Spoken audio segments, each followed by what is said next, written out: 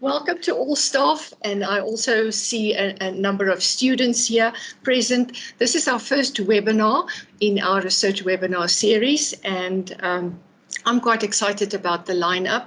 Today is going to be a fantastic topic, fieldwork in the time of COVID-19, where we take the changing environment into consideration. So looking forward to the presentations of the presenters.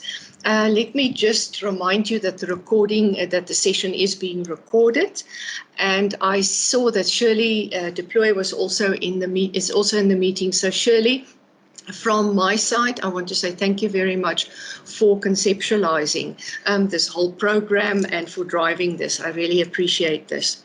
So let me just give you a little bit of background why we decided to embark on this initiative. Well, I think that the benefits are obvious because in natural sciences, they often automatically work in a group, in a team, and it's often a multidisciplinary or interdisciplinary team.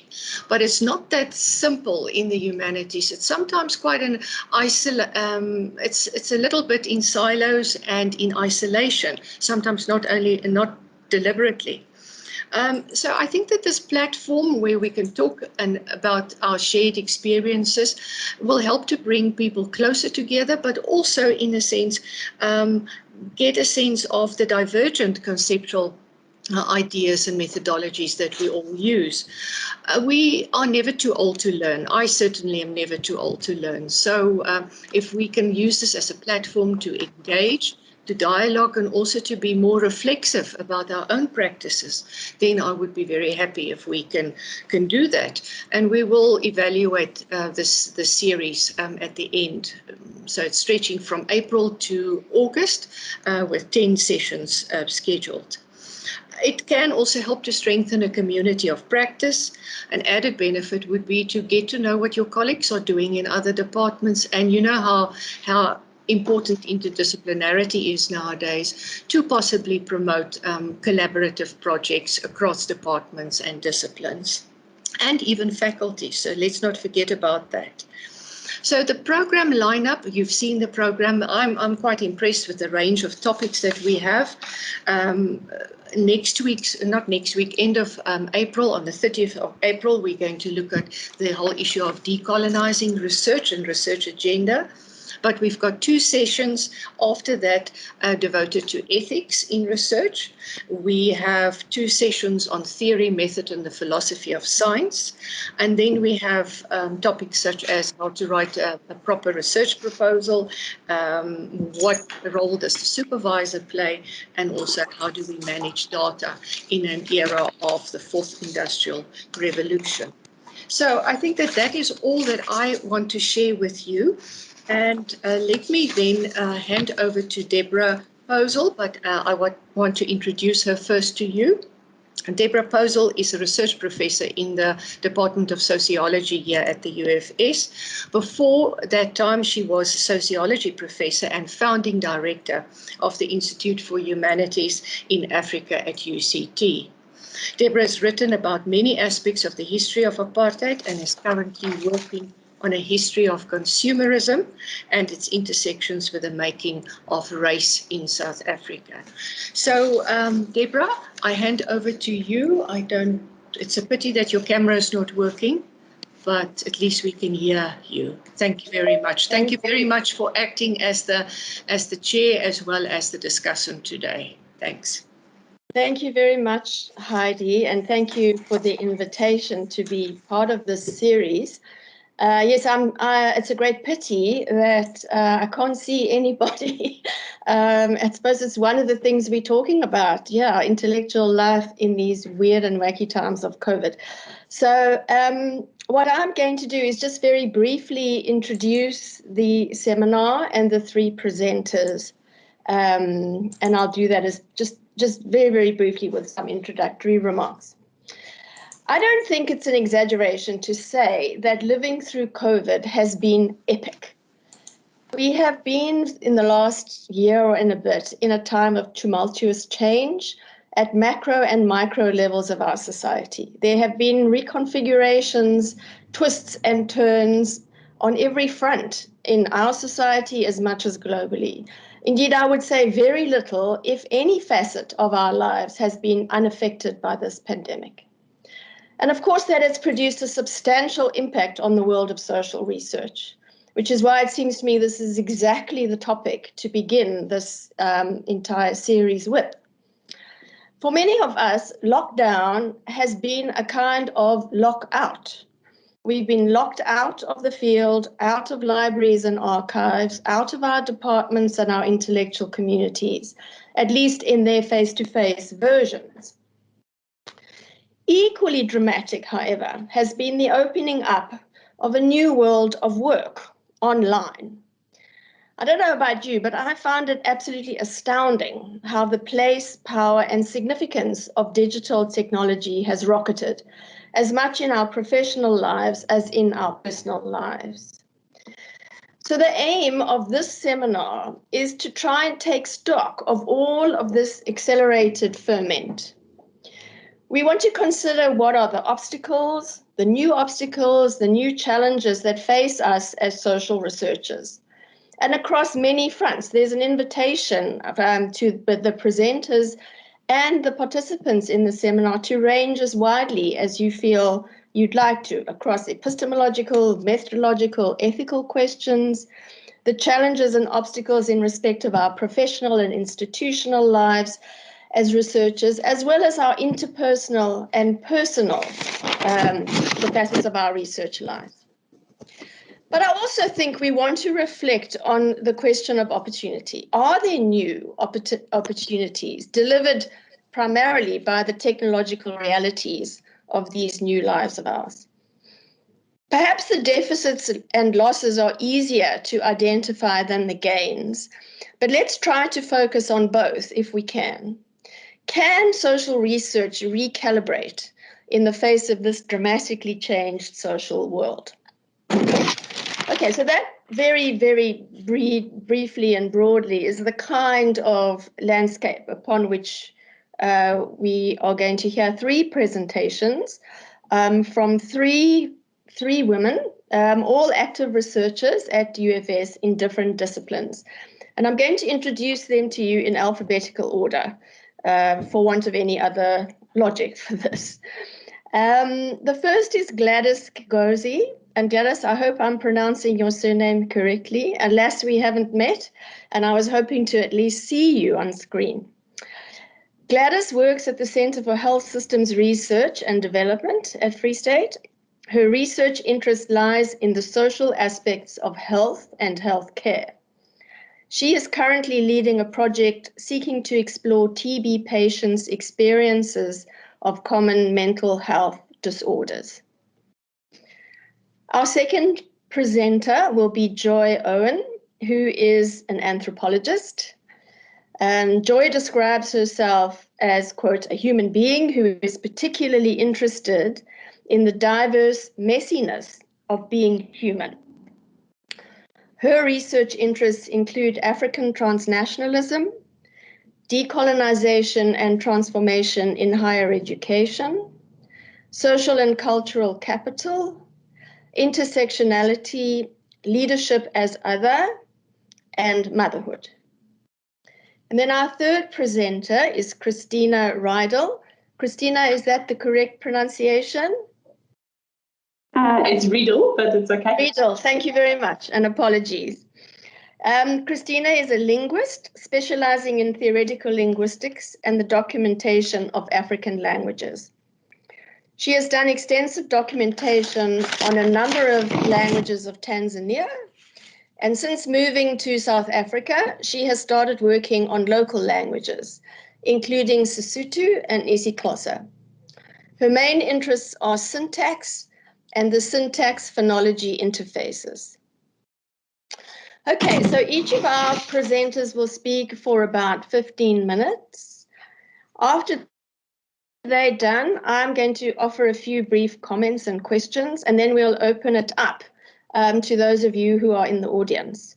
And please feel free when responding to engage with the content of the presentations, but also to share your own experiences, your personal reflections on your own research life during the period of this pandemic. I also just want to have an advance apology. I'm not hugely familiar with Microsoft Teams, so I hope I don't make any mistakes, but apologies in advance if I do. Okay, so Gladys, over to you. Thank you very much, Deborah. I hope that you can all hear me clearly. Yes.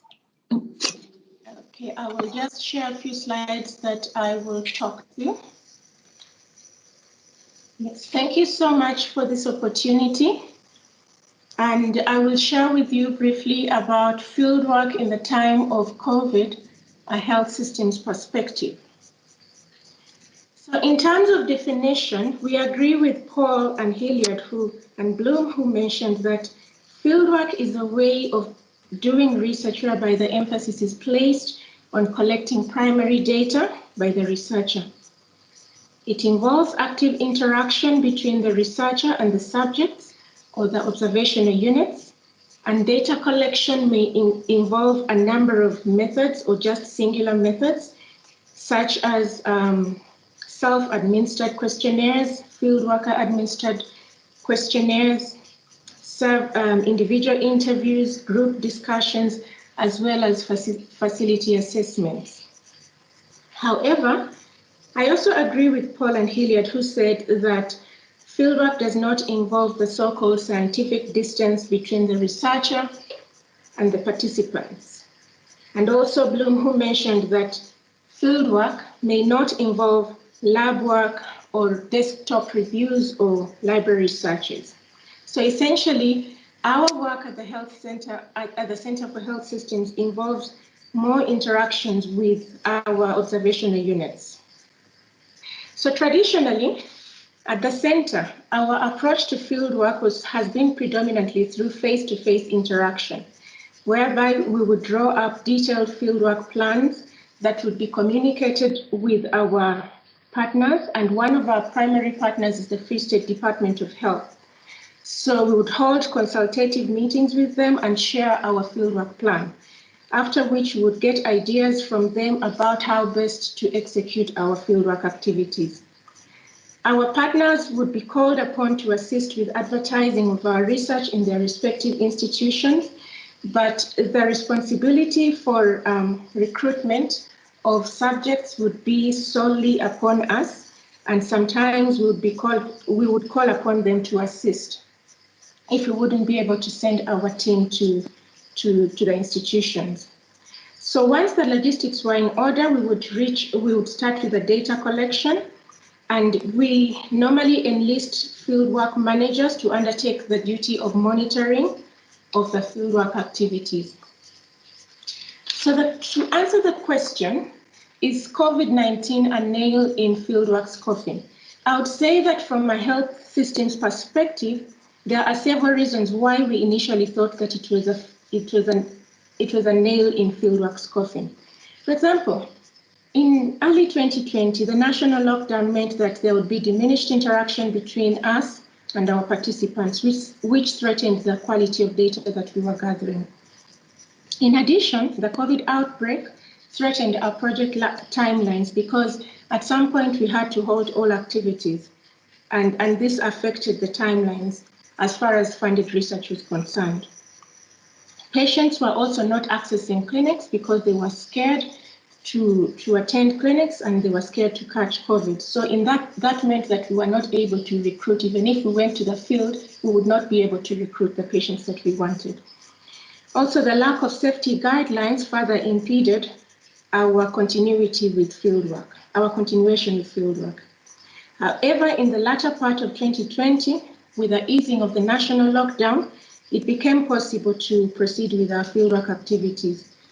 But even then, the challenge was that as far as healthcare workers were concerned, they were hardly available for interviews because they were so involved in the COVID response. So having said that, We found out a way on how to mitigate these challenges. We were able to adapt our fieldwork plan to include complementary data collection strategies such as telephonic interactions with our participants.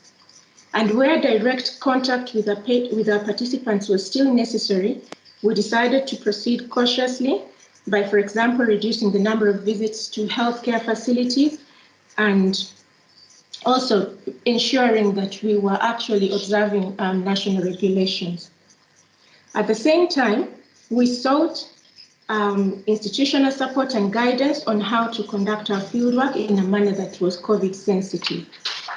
From our side as researchers, there were concerted efforts to ensure continuity and monitoring of fieldwork activities, and this was mostly achieved through, telephonically. So, what is COVID-sensitive methodology and ethics? From a health systems perspective, we think that it is conducting fieldwork in a manner that adheres to national regulations, at the same time protecting the researchers and participants from contracting COVID and still upholding ethical principles. So how did we achieve this at the center? We embraced virtual consultative meetings with our partners, and advertising of our research was mostly done via social media and through our health managers. So we would call the health managers and request for their assistance in distributing our research adverts to the healthcare workers. There was assisted participant recruitment, such as through patient recruitment via our healthcare workers, and face-to-face visits to facilities were postponed until we were in a position to provide COVID safety protocols to our fieldwork team. We prioritized digital or remote data collection strategies over our traditional paper-based strategies. Social distance was ensured during interviews and group discussions, as well as facility assessments. And since our healthcare workers are still closely involved in COVID-19 response, we have decided to stagger our fieldwork activities around their availability and their busy schedules. So and then in terms of infection control, we like I mentioned, like in the introduction, it was mentioned that I'm working mostly with TB patients. So that means that in addition to upholding TB infection control, which involves sitting in well-ventilated areas at clinics, observing cough etiquette and hand hygiene, we have got to also observe COVID-19 infection control during fieldwork. For example, we provide our fieldwork team with masks, face shields, 70% alcohol-based sanitizers, and disposable gloves. And when they get to the clinics, again, they need to observe the TB-related protocols.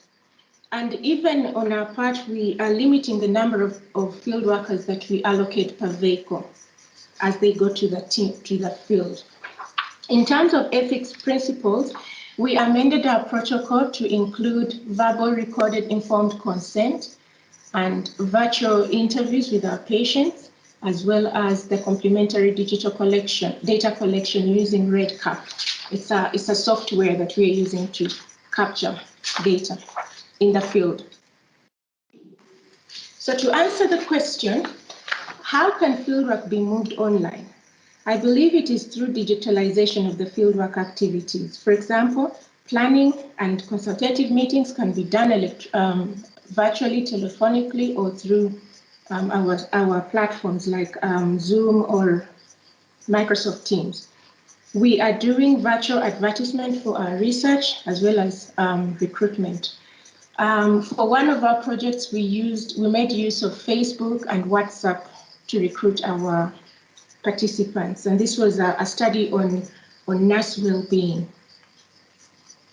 And also there's a provision to use e-consent forms. For example, if you use RedCap, there's a provision for e-signatures. And this, so people can make use of that. And then there's also, in terms of data collection itself, like I mentioned, we are using remote or telephonic interaction with our participants. Monitoring of data gathering activities is being done remotely and telephonically, as well as data capturing, which is digital. So how to safeguard both researchers and the participants? I would say that fieldwork is just as necessary in the health systems field as it is in the biomedical field. So fieldwork must... Gladys, sorry to interrupt, but can you try your camera now? Okay, just a moment.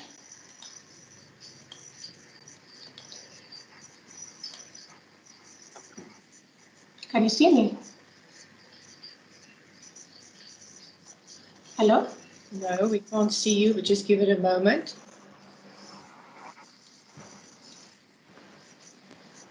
No, nothing's coming up. Well, the camera is turned on, so maybe it is just in the settings that we are not able to view speakers. Okay, I'll just leave it on in any case. Anyway, I was just concluding by saying that health systems fieldwork is just as necessary as biomedical fieldwork during COVID-19. It is therefore imperative to safeguard our researchers and participants. And this can be done variously through adherence to national COVID-19 guidelines, seeking guidance from relevant ethics bodies, as well as our project partners regarding the execution of the fieldwork activities, enforcing infection control and prevention guidelines during fieldwork activities, adopting alternative means of data collection where direct interaction is impossible. And also, lastly, being mindful of and respecting other people's rights. Thank you very much. Great. Thank you very much, Gladys, for that extremely clear and well laid out presentation, and well within your time. Thanks very much. So the next presenter is Joy. Joy? Hi, Deborah, thank you. I'm just trying to see if I can actually share a PowerPoint slide here. Let me just... Flash of it, actually, a second ago. Okay, let's have a look. Hi, everybody. Okay. If it's not going to happen, that's fine.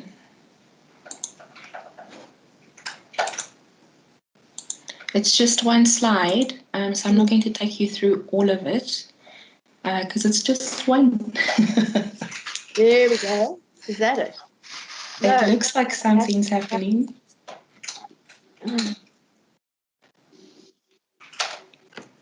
Okay, so I'm going to have to ask somebody to make that bigger, but also let me just ask if everyone can see that. That's maybe just the better option.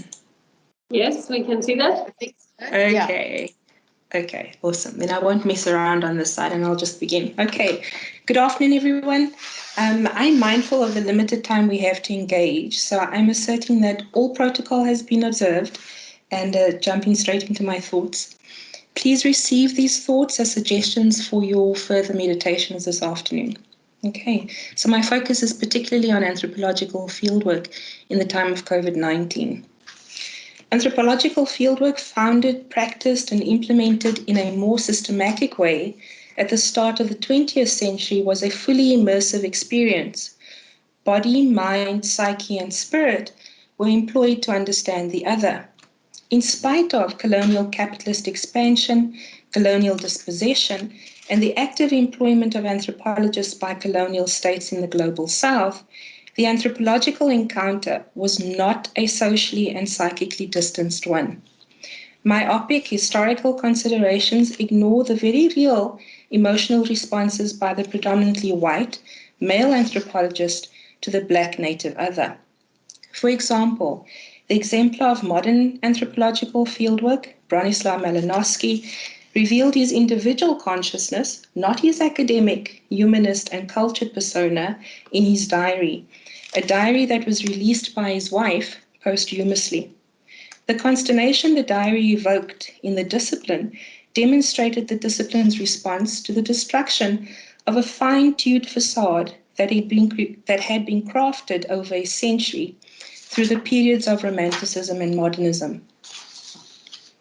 This facade had positioned white male European anthropologists as rational rather than sexual, sensual, or irrational, all descriptors leveled at the native black other or noble savage as part of the racialized ranking of humans. The common humanity of researcher and researched, inclusive of the assumed lower order expressions of being human, that uncivilized rampant sexuality, was thus confirmed amongst men, no matter race, class, status, level of civilization or education. Photographs depicting Malinowski, and you see one in front of you, and other anthropologists in the field caricatured the erudition of the anthropologist, the structured relationship between self as anthropologist and subject, and the native other as object of inquiry. To the eye of a schooled individual, distinction and class were on display. So to the Cartesian split between mind and body. Yet the reality beyond the anthropological gaze was less impacted by Cartesian thinking. Instead, this reality confirmed the embodied and emplaced awareness of each other, the penetration and invasion of material spaces and places other to the anthropologist rendered partial truths of the natives, an interpretation of an interpretation. And as fieldwork became more systematic, so too the esteem and regard for anthropological insights that weren't questioned given the long array of fieldwork endeavors. So from its recognized modernist beginnings then, anthropological fieldwork has been situated in total immersion, an immersion that transforms the anthropologist and her consultants. Fieldwork is nothing less than tasting, smelling, sensing, hearing, experiencing, and touching the other, so as to understand the commonalities, not merely differences between self and other, between human beings, and then to understand what it is to be human. If we accept that at least for anthropologists and those who practice ethnographic fieldwork in other disciplines like cultural studies, linguistics, and sociology, fieldwork then is experiential, up close and personal. And COVID-19 then becomes, and its attendant requirements for social distancing then becomes a roadblock. Interested in events like funerals, or weddings, or street corner sex, or religious rites, or social media, etc., the anthropologist cannot assume a marginal role. He has to participate in the day-to-day activities of his interlocutors, as his task is to understand the meaning attributed to these activities. COVID-19, its considerations, and the particular parameters enforced by universities, for example, as they align with national government policy, then potentially hampers the way we access detailed sensory observations. Observations needed to provide a situated, embodied, and contextual analysis of the social worlds of our interlocutors. For years, the rub focused on ethics, not relationships. Our pseudoscientific cogitations position the researcher and the organization that supports her as omniscient, omnipotent, and ethically superior to those we consult. The pseudoscientific performance of objectivity and colonial pretensions that underpin our disciplines assume primacy. Our research participants have to be protected through protocols that are created in intellectually sanitized spaces that have no register to speak of the immersive messiness of fieldwork, or the reality of co-constructed knowledge, what we could refer to as the dance of fieldwork.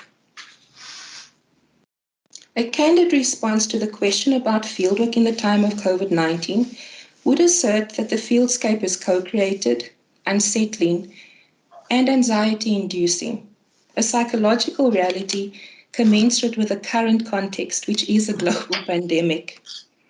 While some researchers argue that digital or virtual ethnography is a manageable alternative to physical face-to-face fieldwork, those of us marked and socialized as the other globally and locally, the former natural objects of study, understand that life mediated through virtual space is not life for us.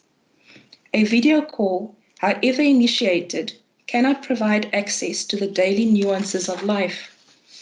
Visually focused, that call, interview, or discussion cannot replace hanging out for lengthy periods of time. It cannot enunciate the smells, sounds, feeling impressions, and theirness of individuals interacting.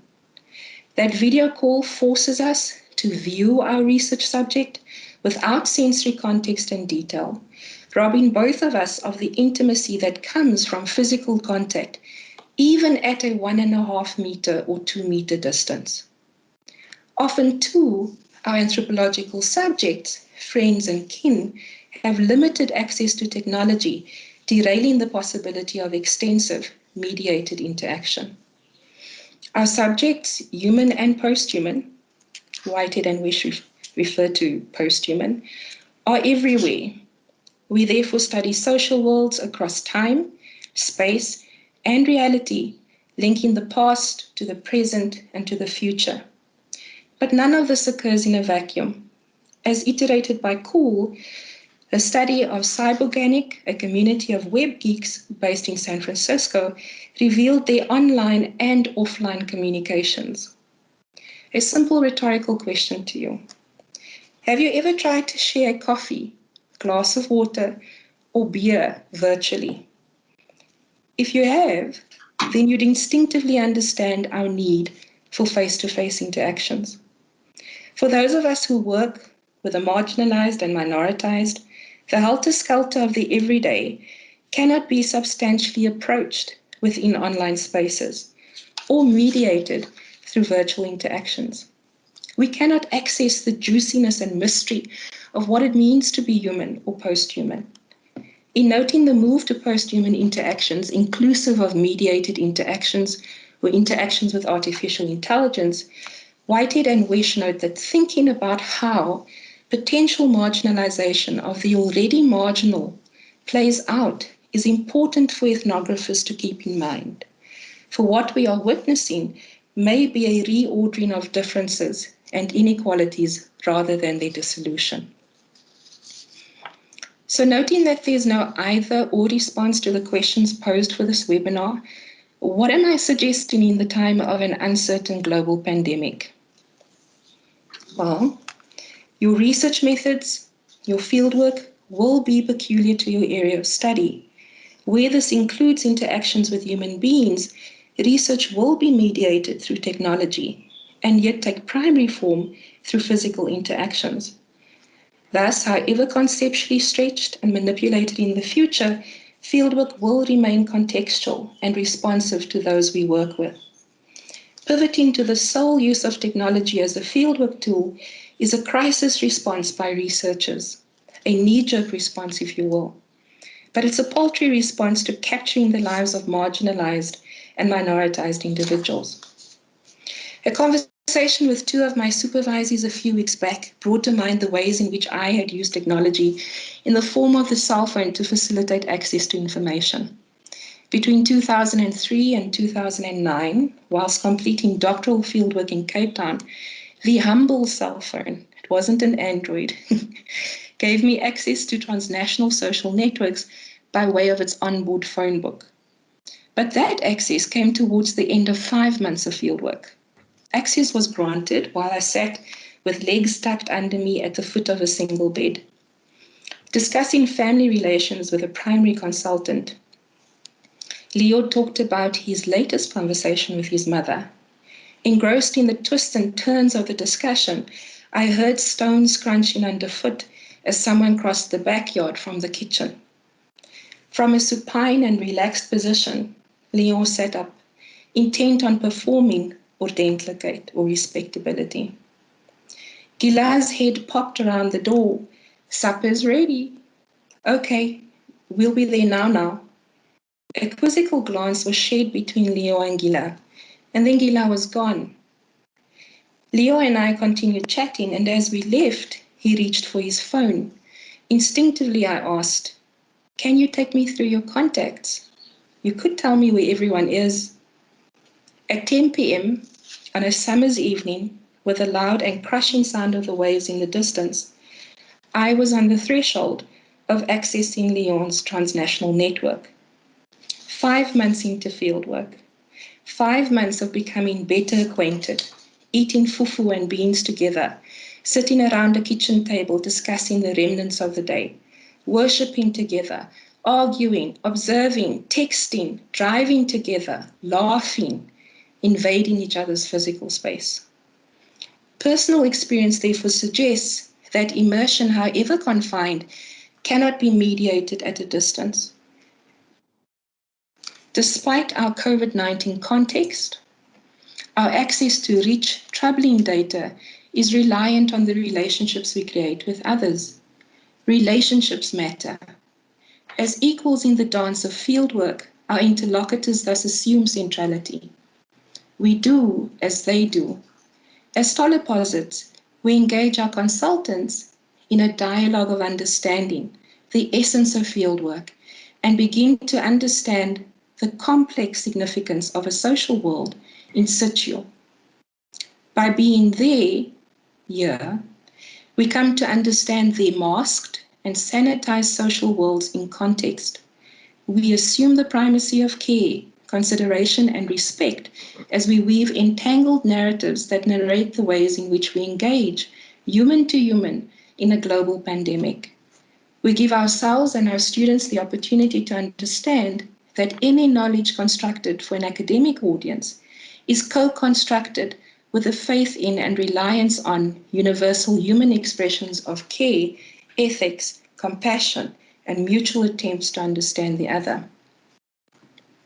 We recognize and claim the common humanity of self and other, and thus open ourselves as social scientists to conscious and willing participation in being led and leading, being directed and directing, being guided and guiding.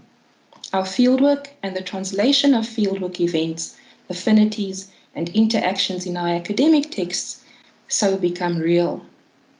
In a COVID-19 world, and I'm almost done, we become acutely aware of how extraordinarily privileged we are to access another social world, if ever we chose to ignore this privilege pre-COVID-19. Fieldwork during COVID-19 confirms our shared humanity with our interlocutors. It underscores too the fragility inherent in fieldwork praxis, not least because we rely on others to do our work, but also because we, as researchers, are potential contagion. As asserted by Malinowski himself, and I'm using his words, our final goal is to enrich and deepen our own world's vision, to understand our own nature, and to make it finer intellectually and artistically. In grasping the essential outlook of others with the reverence and real understanding due even to savages, we cannot but help widening our own. So thank you everybody for your time and presence. Much appreciated. And to you, Joy, thanks very much. That was, you've given us lots to think and talk about. And now over to you, Christina. Yes, thank you. I'm just, can you see my slides? Wait. Yes. Yeah. Oh, okay. Then now I can see the screen. So just let me know if things don't show. Yeah, this might be a little bit of a shift compared to the very beautiful and poetic way Joy presented her thoughts. So now it's going to be very maybe, well, sort of practice oriented or sort of practical matter oriented. So from the perspective of linguistics. So a lot of things that Joy spoke about actually also really relate to linguistics, and certainly the picture that she started with is actually the reason why myself and other people generally don't use the word fieldwork when we talk about our field. So because there are these kinds of colonial connotations, and beyond colonial connotations in linguistics, there's also somewhat negative or unfortunate connotation that proper fieldwork somehow has to be in a village where proper languages are spoken and so on. And so many of us just don't want to, want to move away from this kind of thinking. And so we often rather talk about language documentation instead of fieldwork. And where language documentation mostly means that it's meant to be more fundamental work for a language or language variety that might be spoken or signed, right? So everything I'm going to say will apply to spoken and signed languages, but personally I work on spoken languages. So you'll probably see that bias in some of my slides, but I try to be inclusive while conceptualizing this. So usually language documentation means the first description of something or the sort of adding a gap to a description. And then otherwise we would just talk about data collection, but essentially both of them use the same kind of methods and tools. And very typically in linguistic data collection, this means normally one researcher interacting with often one, sometimes more than one other person who is the speaker of the language under study, right? And this typically involves things like recording natural conversations. Obviously, that typically involves meeting more than one person, unless you are also, of course, a native speaker of the variety that you're studying and can take part in this dialogue. You might collect narratives, or you might collect what linguists call elicited data, and they're probably quite different from other social sciences because really a lot of our work is about completely made up, utterly meaningless sentences like the 2 children ate 4 peaches each or something like that. And entire books are written about these kinds of sentences. So sometimes our data is actually completely meaningless to us and also the people whose judgments we're eliciting. And then what we're interested in is the form, right? How does the language work? And why can you do it this way but not that way? So the meaning is sometimes quite irrelevant in our data, and so sometimes we just want data. Data meaning this grammatical form is good and this grammatical form is bad. Also a bit different from other types of social sciences. For us, the recording quality often really matters because we normally need to do things with that. Not all linguists all the time. But often the analysis is partially technical. So we work with formants and parts of the speech signal. And then it becomes really important how this speech was recorded, because if there are compressions and conversions taking place, this can change the speech signal. And that means your data is no longer actually what you want it to be. So for us, recording quality is often quite crucial, which is different from other social sciences where you probably mostly just want to be able to understand what somebody is saying. But in linguistics, we often need to do more with that. And then we might also be doing our data collection for the specific purpose of depositing the data in an archive. That will, of course, also affect what we can collect and how, because archives often have requirements in terms of data standards. So having said these sort of introductory remarks, so is COVID the nail in fieldwork's coffin or in language documentation work? No, really, because it's recording being so important, and also really a lot of the things that Joy was talking about from an anthropological perspective also really apply in linguistics, and often the best data or the best understanding of data comes in real life natural settings where people speak to each other and you suddenly notice something that you hadn't noticed. So we need face-to-face interactions. We also often, not only, but often want to work with people who are not connected very much to online spaces, elderly people, marginalized communities, and so on and so on. So immersion and interaction can be really crucial. Generally, linguistic data collection is probably not very high risk. Because of how linguists, as Prof Hudson was also saying in the introduction, linguists very often work on their own or in rather small groups. And actually, often linguistics research can be done outside. So for my own PhD research, I think I did maybe not almost all, but a very significant amount of my data collection recordings. And this was many years before COVID would have just been done outside. because that's just normal in many parts of the world, right? So what kind of alternatives exist? So I'm just going to talk about this briefly. If you have some questions, but this really gets a bit specific. So another type of research that linguists can do is to use corpora. And those are existing collections of language that might be written, spoken, or signed, or some combination of that.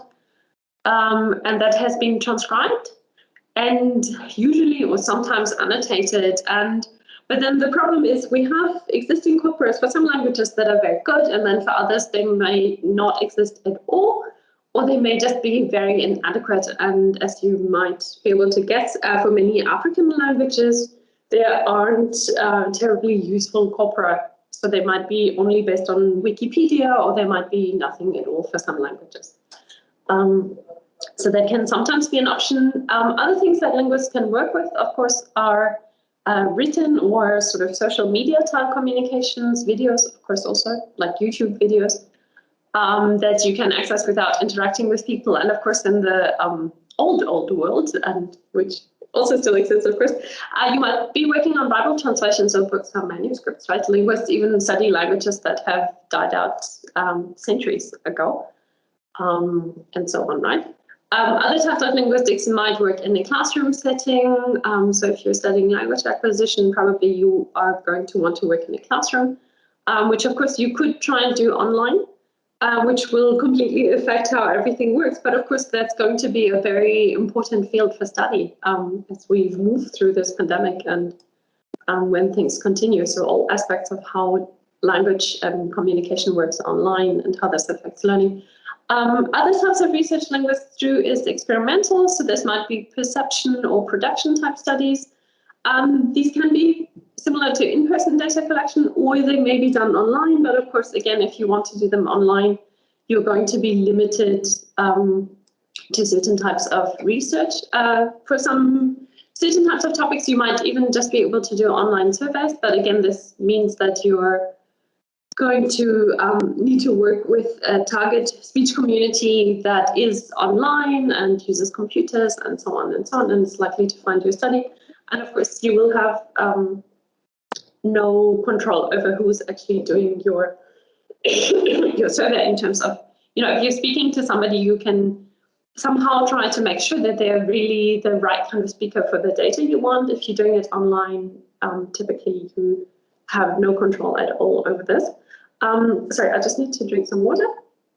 And another important thing to consider, if you want to work online, what kind of language are you working on? And actually for most languages of the African continent, they are tonal, so that affects languages in all of the major families and the vast majority of languages. And this means often recordings are important not only for phonology, but also for syntax and morphology and pretty much everything else. However, tones are relatively stable across compression, so you can work with tones and also things like lengthening that would be measuring the length of vowels in particular positions. That can be done with a pretty bad kind of recording even to some extent. So some of it is still possible. So how can you do research that is maybe more interactive, COVID sensitively? Probably the first thing you should think about is how important is your study. So that should be to the speech community and to yourself. So if you are planning to document a language that might not be around next year, it's probably really important to try and collect your data however you can, right? And that is likely to be more important than quality. Of course, it might also be important to you for your degree or whatever you need to do. And of course, you might be in a funding kind of setup. That also matters. This is maybe a little bit obvious, but obviously you can try to work with people that are less vulnerable. So a lot of dialect research is often very much focused on the elderly, but this is not really necessary, right? You might really, for a lot of types of speech, you might just work with younger people who will be less vulnerable, right? But obviously this depends on the language. There are languages that are spoken only by some elderly people, or maybe only partially remembered by some extremely elderly people. And then you're going to have to think about how you can do this. And of course, the sort of best way or safest way would be if you can study your own language in your own immediate environment, right? So if if you can work with the people you're already interacting with, you're not really adding to the risk so much, right? And another option, of course, is to involve community members in various ways. So maybe if you want to work with an elderly, particularly frail person, or you need to, a younger family member that they already live with could be doing recordings for you so that you don't have to put that person at risk. I have some links at the end. So there's just a reference to some links about community-involved linguistic work. So that's important. So just a brief sort of personal note. So I do not work on, my first language is German. I actually know almost nothing. I do speak it. I know very little about its linguistics. So my research is on African languages. So I do not really have the option to work only with people I, live with, right? So I will have to go and interact with people. For my own data collection, I actually ended up not being able to collect data and returning grant funding because it expired at the end of January. And I would have been able to go and collect data in January in terms of my own time, but this obviously seemed quite unethical, especially with the main purpose of just trying to use funding. So I just returned the funding. I am planning, so I've applied for other grants, and I'm planning to start sort of more in-person data collection again later this year and hopefully next year, if the current conditions hold, hopefully. Other people have started, so even some people who work on phonology have started doing Skype or WhatsApp or phone type of data collection.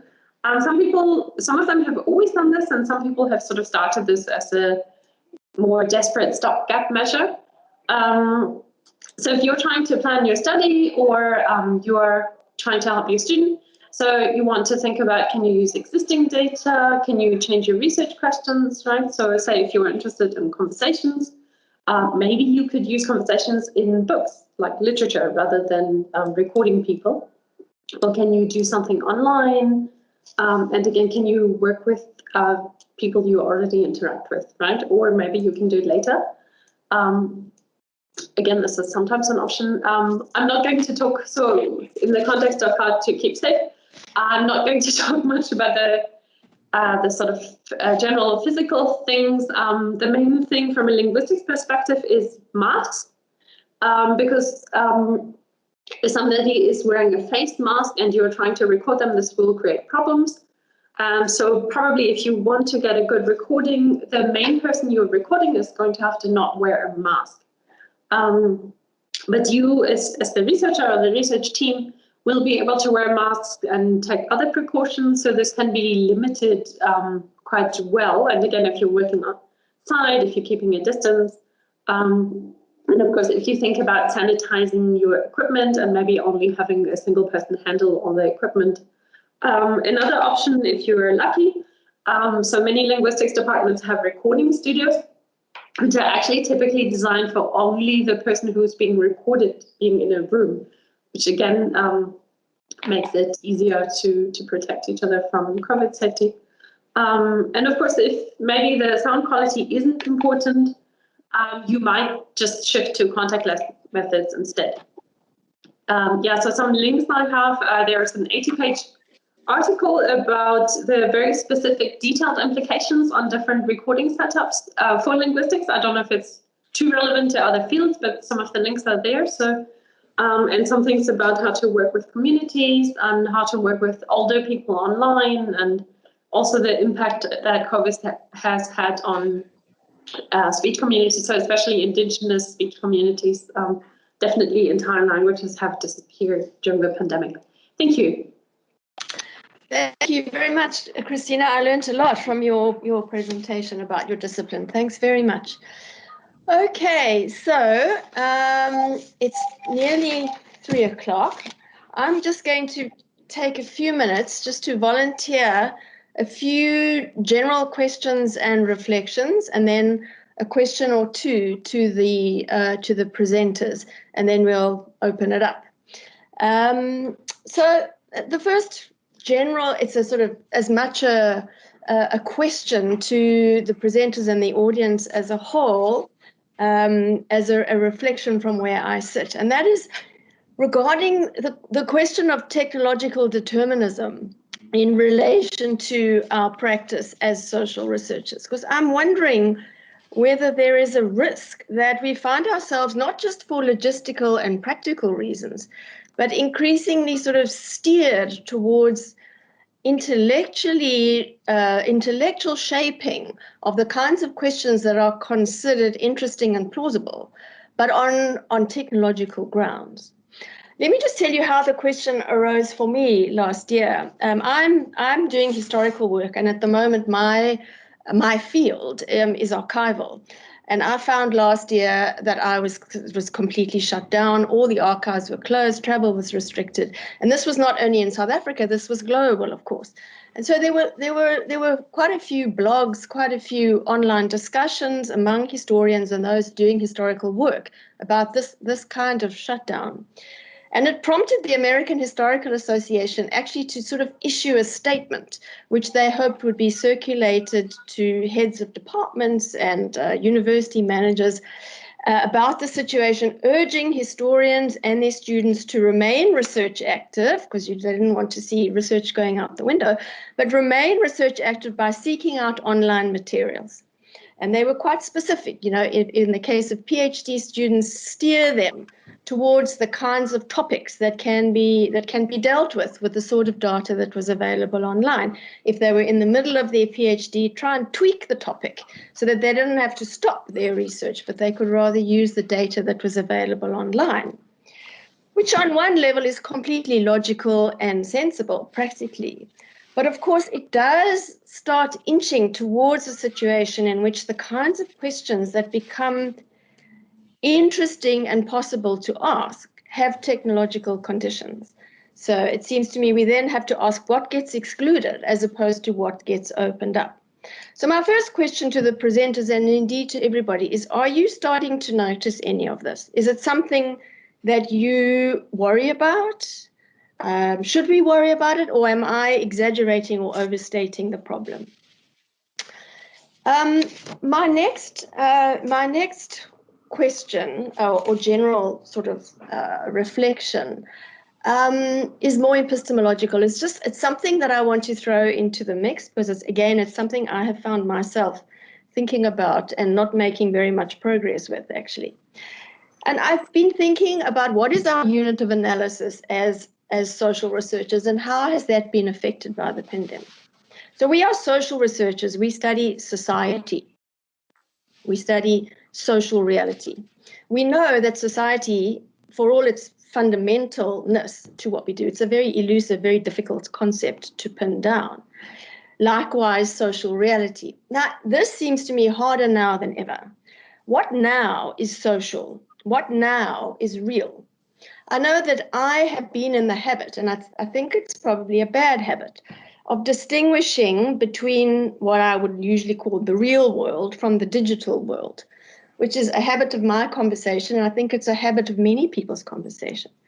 But I'm beginning to think that's no longer helpful, that we have to start thinking differently about the digital world. It's just as real, and it's just as social, just differently real and differently social, so that our online lives are a facet of our sociality.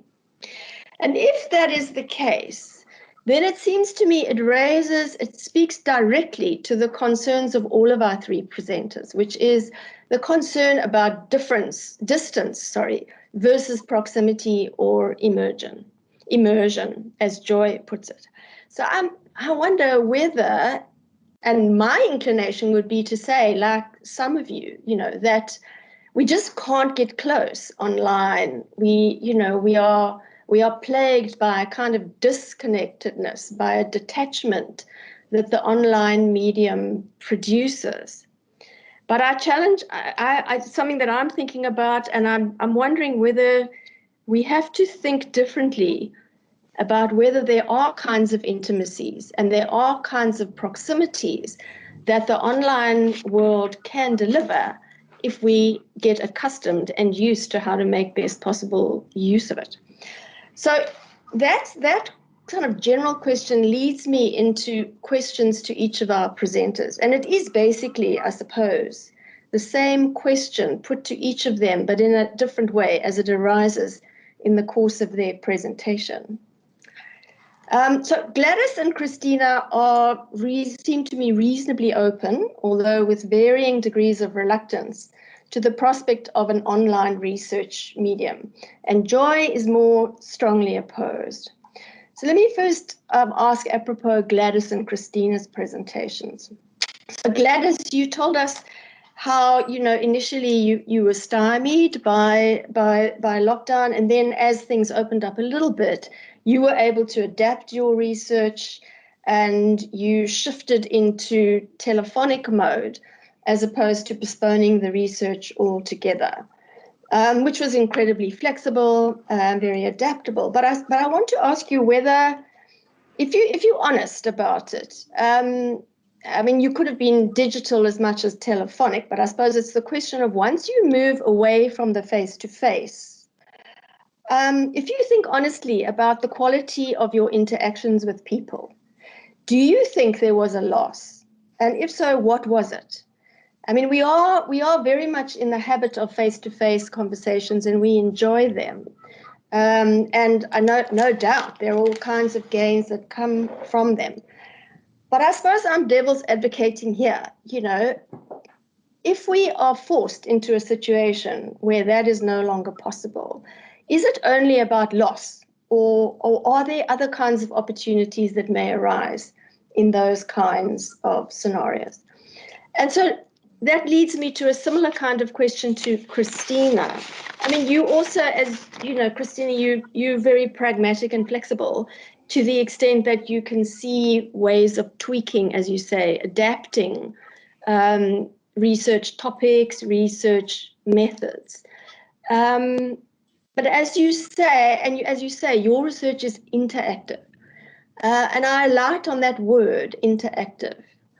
When we talk about online interaction versus face-to-face interaction, is there a difference of degree, or is there a difference of type? Can you imagine your research being reasonably interactive if done online?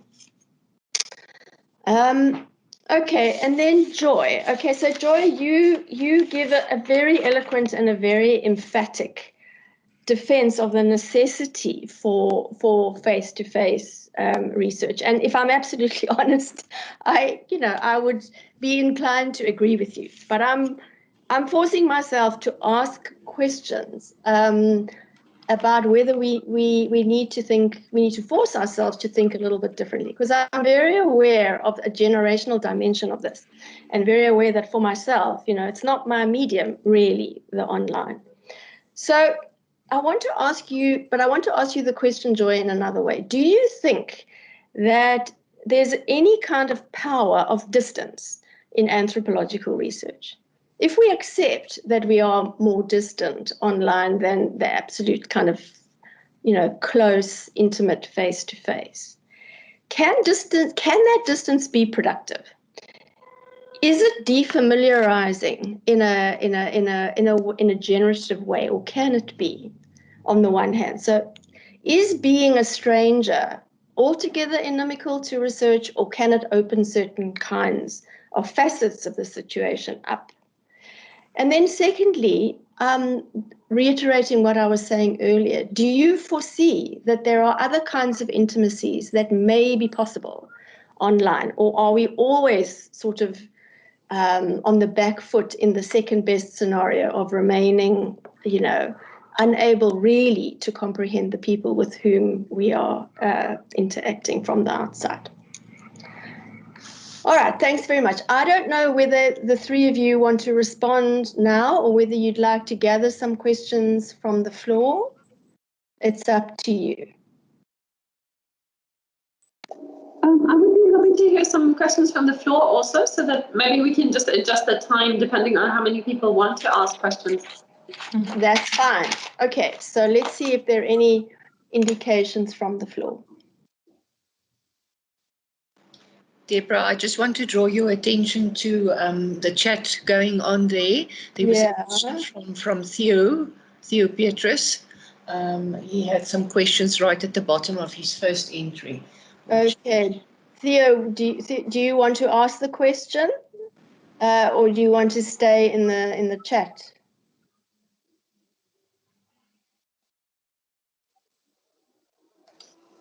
It's a long chat. Do you want me to read it out? Is that what you're suggesting, Heidi? Not necessarily, Deborah, but I think it might be, we'll remove the distance if Theo can pose his question. Yeah. Theo, are you there? Doesn't seem to be there. I see that somebody called Mamelo has his or her hand up. Would you like to pose your question?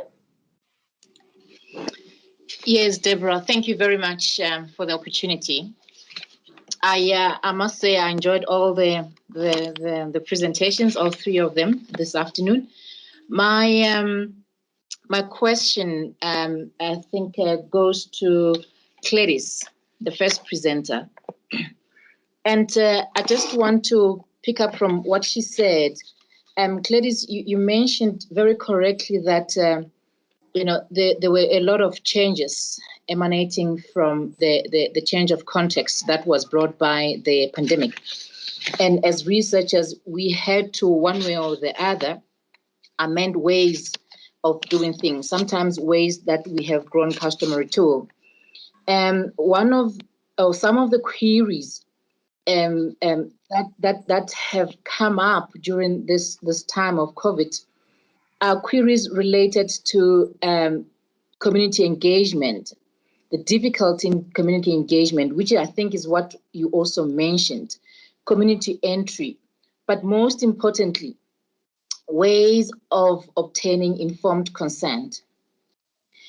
In your presentation, you mentioned that you, as researchers, obviously you tried as much as possible in amending ways of conducting research, including ways of obtaining informed consent, to be guided by the current legislation as much as possible and the national regulation. Interestingly, you mentioned that while you were collecting some of the data telephonically, you also telephonically obtained informed consent. For me, that kind of like struck me, and I wondered, in terms of national regulations, how you went about obtaining approval for telephonic or verbal informed consent, because we have looked through and the National Health Act, which is the basic legislative framework for informed consent, makes no mention of verbal consent or telephonic consent. In fact, what it does instead is it mentions written informed consent. And this has been, the current debate among researchers. And what happened, or what occurred to be a stumbling block in terms of consent. So I'm interested to know what informed telephonic informed consent, and on what regulations or framework rather supported the decision to obtain informed consent telephonically. Thank you. Gladys, would you like to answer? Thank you very much for your questions. If I may briefly just mention on the issue of loss of quality of data, I can just maybe say that yes, indeed, we have experienced a loss in the quality of data. For example, with one project, we found out that some people, it was an online survey, so it was difficult to follow up and to even establish in terms of some of the missing data. So we counted that as missing data, and eventually most of it ended up being thrown away.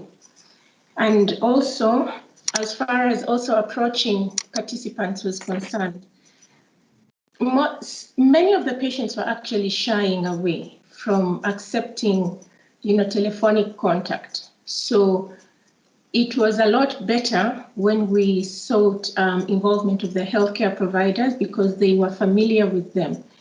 And so the healthcare provider would kind of like establish the link between them and us and request them, if we could just follow up with a telephonic consultation and request them to participate in the study. It is actually very difficult until now. We're still going on with the study, but it is very difficult to get patients to agree. In some instances, they do agree because they know the nurse and because of the power differences. And then you find that they provide a telephone on which to be contacted, but when you call them, the telephone, whoever answers is like it's a wrong number, and then you lose that one. So we are experiencing quite a lot of challenges with this remote access and telephonic access to participants. And like I said, we haven't done that, but there's a possibility in future to do both telephonic and video recorded interviews. But of course, this has got to be approved by ethics bodies. So, and my colleagues can feel free to also add to what I'm saying. But if I may move on to Mamelo, what we did was just simply propose to the ethics committee that we consider verbal recorded informed consent, and subsequently that was accepted. So really the guidance that we got was from the ethics bodies.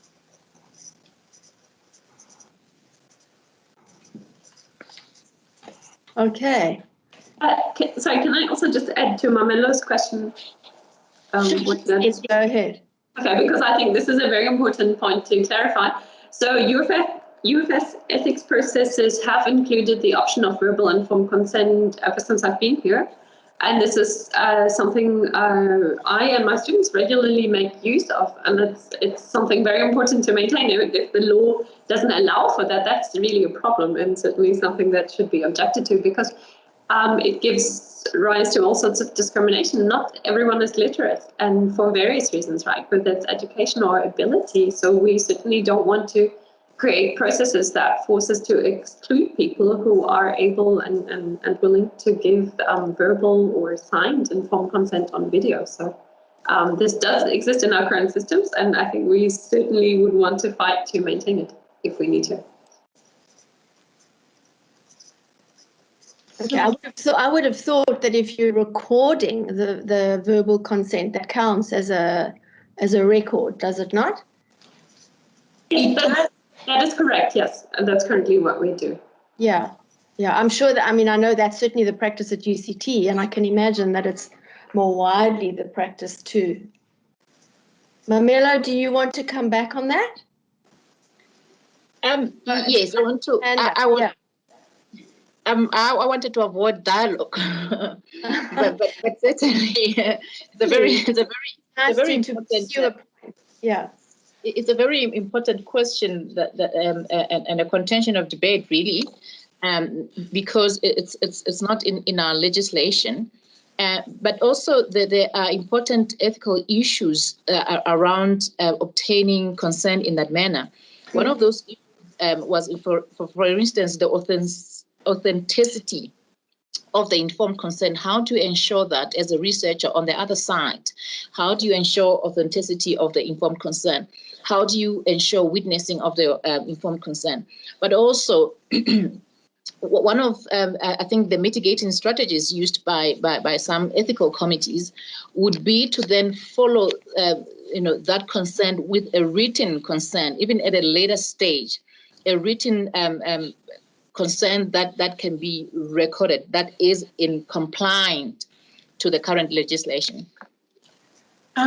Mamelo, if I may just add to that, I am not saying that we scraped the written informed consent, because we are following up with our patients. So what we did was to just apply for approval for verbal recorded informed consent, where the traditional informed consent process was impossible. So we are using two processes in tandem. All right. Thanks very much, Gladys. Now, I'm here. I face some of the limits of my technological expertise. I see on the left-hand side of my screen a hand, but I can't, when I click on that hand, I don't get a person's name coming up. Why is that? Deborah, if you click on participants, Participant. left-hand side, it will open up everyone and then it will show you the name, the hand next to the name. Okay, so I'm clicking on the number of participants, but I'm not seeing, okay, participants. Okay, there we go. Machlacha, is that right? Yes, it's Machlacha. Thank you for Please the go opportunity. ahead. Yes, thank you. Very insightful presentations from all the three presenters. My question goes to Joy. She shared a picture of Wikipedia, a picture from Wikipedia Commons, which is a branch of the Wikipedia Foundation. I want to ask the question because Wikipedia is quite a contentious concept amongst academics and scholars, even though there's an indication that in the literature that, there is a move towards connectivism in various facets of higher education. I work as a librarian, but I'm also a scholar of information science and a researcher as well. Our perspective on Wikipedia is that it's a new social reality that we have to accept, because to a large extent it mirrors our real lives on the ground. But it's also a reality that we need to critically evaluate, because most of the time the information that's on Wikipedia exudes the kind of power relations that exist between the Northern Hemisphere and the Southern Hemisphere. If we don't critically evaluate that, then we will be missing out on issues of neutrality and so on. So my question to her is, what is the current situation in anthropology regarding the use of Wikipedia in field research? Perhaps I can even extend it to Wikipedia being used in other facets as well. For example, pedagogy and so on. What is the current situation? Is it acceptable? Are people warming up to the idea? I just want to find out from there. Thank you very much. Joy? I'm giggling here as you take me to that question. So let me not speak for the entire anthropology, right? Let me rather tell you what I tell my students. When I started my research on transnational Congolese migrants in South Africa, particularly Cape Town, I tried to understand their history.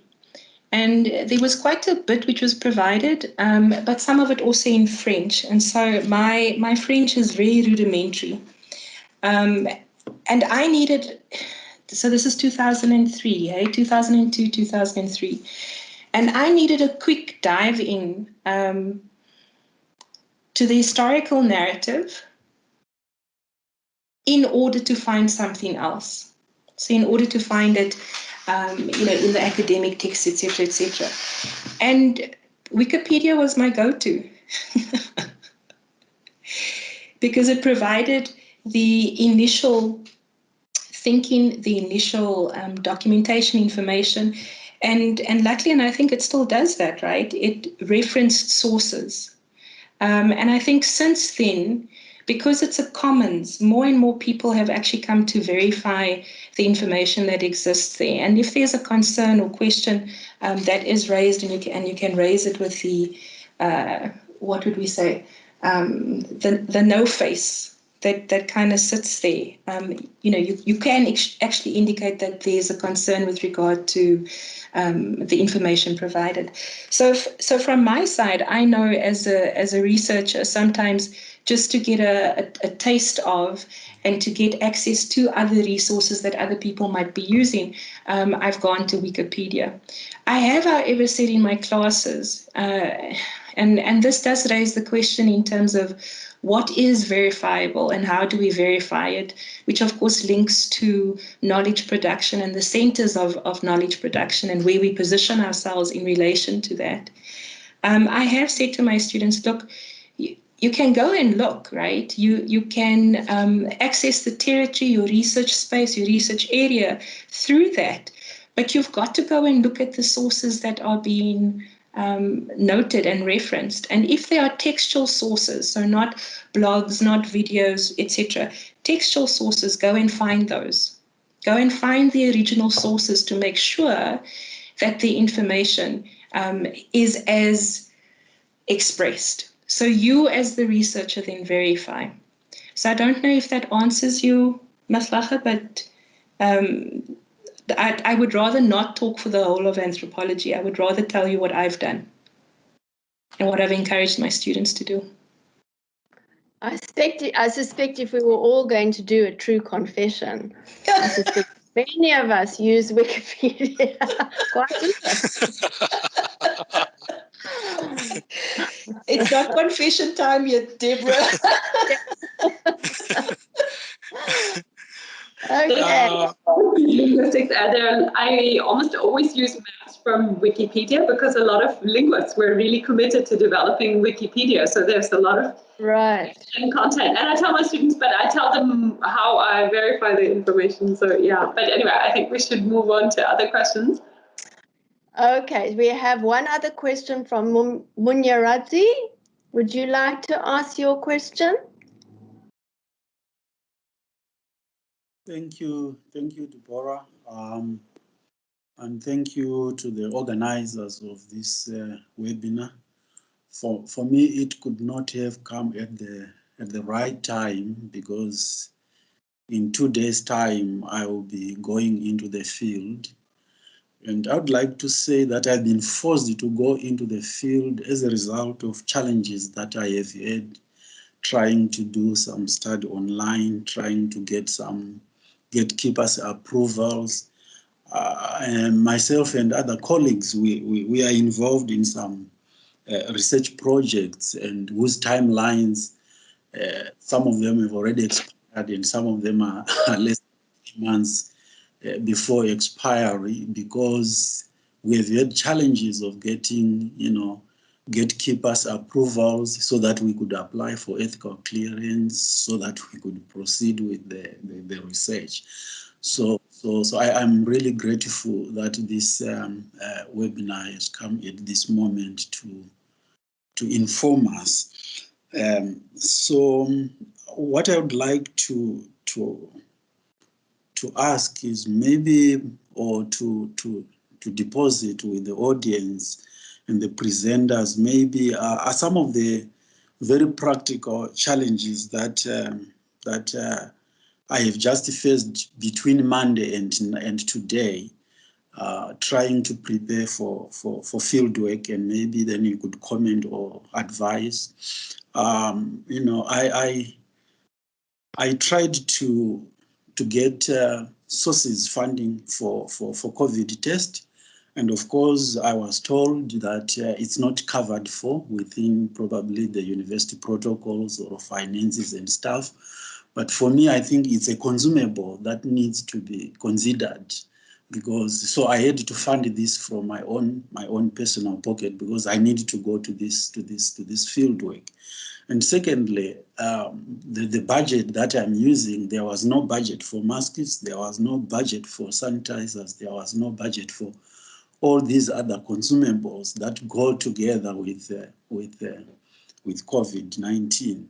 So again, I'm being forced to subsidize or to fund from my personal pocket, because I need to get the research done. Otherwise, I will be logged out of the projects, given the timelines that I have already highlighted. And then on another level, and the last point that I would like to share, is to say that we have written several letters several requests to get consent letters from gatekeepers. And at the last count, we had written over 8 emails and made over 11 phone calls. And every time you make a phone call to follow up, you are told we didn't receive your email or your request. You send it again, you follow up, you are told we haven't received it. And so we are in a kind of a cycle, and we know not what to do beyond that. And again, we are also we had to adjust and to try to do some research online as a result of the new world in which we find ourselves. And at the last count or check in one survey that we do, the response rate is very poor. It's very bad. For instance, we out of a possible 100 participants, one group, only 5 responded. And out of a possible 300, only 10 have responded. And so this is another challenge, and this is beyond our control, and we know not how to deal with this situation. Thank you, Chair. Thank you very much. I mean, I think, I think many of us are struggling, right? We find ourselves in situations that are even less in our control than they might have been before the epidemic. I see that we've only got a few more minutes. We are scheduled to finish at 3:30. So I'm just going to use the last few minutes to invite our 3 participants. Can you each give a kind of, do any of you want to give a sort of closing remark extremely briefly? Starting with Gladys, is there anything you'd like to say by way of conclusion, Gladys? Thank you very much. I would still reiterate that we need face-to-face interaction as much as we might need to adapt to the changing face of data collection. But I still think that face-to-face interaction is still relevant, but where it is impossible, we can adapt to alternatives, online platforms. Very succinct, yeah, very persuasive. Okay, and then Joy. So mine won't be persuasive, Deborah. Just a quick indication from my side, I think, in terms of the questions you raised. Yeah. I really want the audience to understand that I was trying to position it in such a way, the response in such a way, that we don't see an either or, and therefore start to recognize that, the use of virtual methods, artificial intelligence exists already for a number of years, cell phones, etc., that is already incorporated in some ways. But we have to be adaptive, particularly not in response only to our research question and research area, but also to those we work with, those who we appreciate, those who give us their time, and who fundamentally we get the data from. Our research participants, Stoller called them consultants, other people would refer to them as interlocutors. So to start there and try and understand what are they dealing with. So in some ways, a response to Munyaratsi would be, it seems as if there is no previous relationship with the individuals that you are working with. Because I would assume that if there was, you'd actually be able to ask them quite honestly and forthrightly, there seems to be a resistance to participating in this research. Am I correct in that assumption? If not, can we find a way to facilitate an improved response rate, and also a response rate to the consent letters, etc. Because, of course, one of the things that we don't necessarily recognize is that we can use the virtual space to avoid. It's much easier to avoid somebody who has sent an email than someone who's actually working within the geographic space, and who is therefore able to come and knock on your door and say, hi, how are you? Can we have a chat? And then also just, Deborah, in terms of your other question in respect of units of analysis, there's actually a history already in anthropology where anthropologists have been looking at the virtual space. Daniel Miller, for example, is one who's well known, and he's done quite a bit of work across regions. So he looked at Facebook and the tales of Facebook. There's also the group that I referred to, Whitehead and Wesh. So they have a text, Human No More, which is important. And then, of course, there's Constable. And I paid attention to her work because of binational relationships. And she, in 2003, wrote about romance on a global stage, where relationships were actually mediated online, and then weddings facilitated 2 or 3 days after meeting each other. So absolutely, but I suppose my question to myself as much as to you is whether there are modes of intimacy that are possible online, which could make a kind of immersive anthropology actually possible online. So that was I think the answer to that is yes and no. So a non-definitive answer. Okay. Non-definitive is always persuasive. A bit of yes and a bit of no. Okay, thank you, Joy. I'm sorry to cut you off, but we are running out of time. So, Christina, you have the last word. Thank you. Well, then maybe I should thank everyone for all their contributions and questions and comments. From my side, I think we cannot go purely online in the next few years because there's just so much basic data we need to maybe put online before we can work with it. Yeah, good. But I think, Deborah, one of the issues you raised was the digital is real. From a linguistics perspective, I would say it is real, and linguists are studying internet language in all sorts of forms, right? It is real language. So certainly it can be part. I think actually that's all I want to say. So thanks all. There is a lot to think about, I think, and hopefully the rest of the seminar series will answer some of the questions. Excellent, thank you. Well, let me reiterate the appreciation of the audience to our three presenters for 3 very rich and suggestive presentations, and to the participants for their interest and participation. It's been, I think, a very lively and a very promising start to this series, and so we all look forward to getting together again for webinar number 2. So thanks very much to all of you.